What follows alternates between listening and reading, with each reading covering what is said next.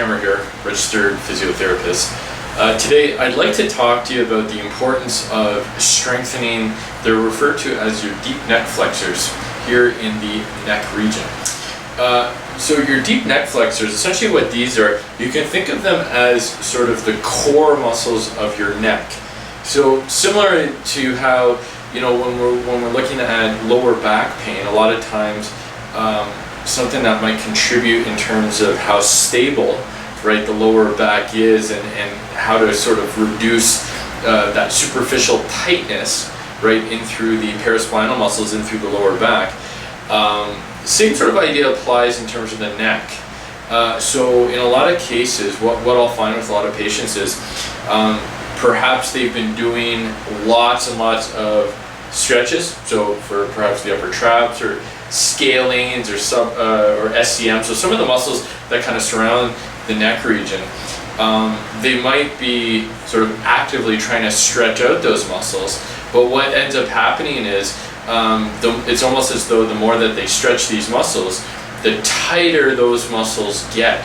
So the way that the muscles are actually responding is due to a guarding action, so to speak, of the muscles.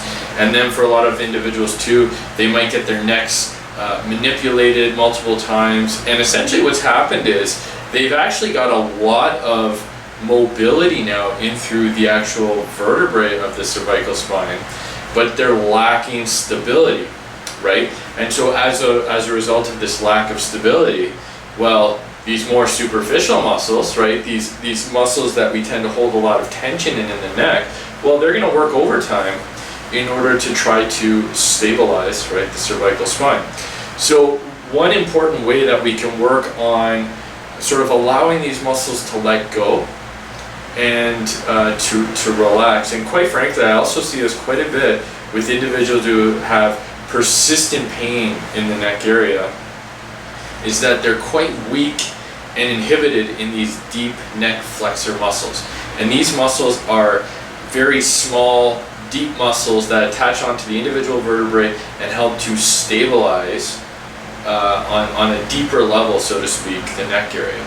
So, very simple exercise. Now normally I would have patients actually lying on their back with their knees bent when they do this, and there's usually when you're doing this exercise, you also want to incorporate some diaphragmatic breathing, and the reason for that is to reduce the amount of contraction in through some of the muscles that we use when we're chest breathing, right? So again, upper traps, scalenes, suboccipitals, and SCM muscles, all of these very superficial muscles along the neck area.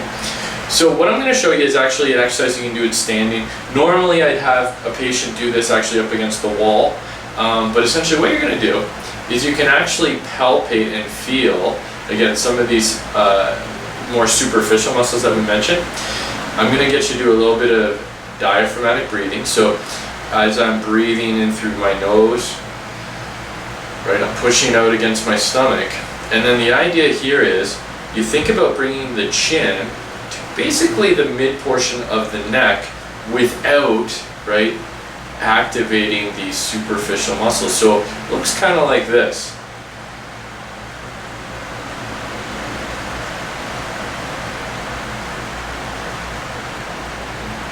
So as you can see, it's extremely subtle. It's a very small movement.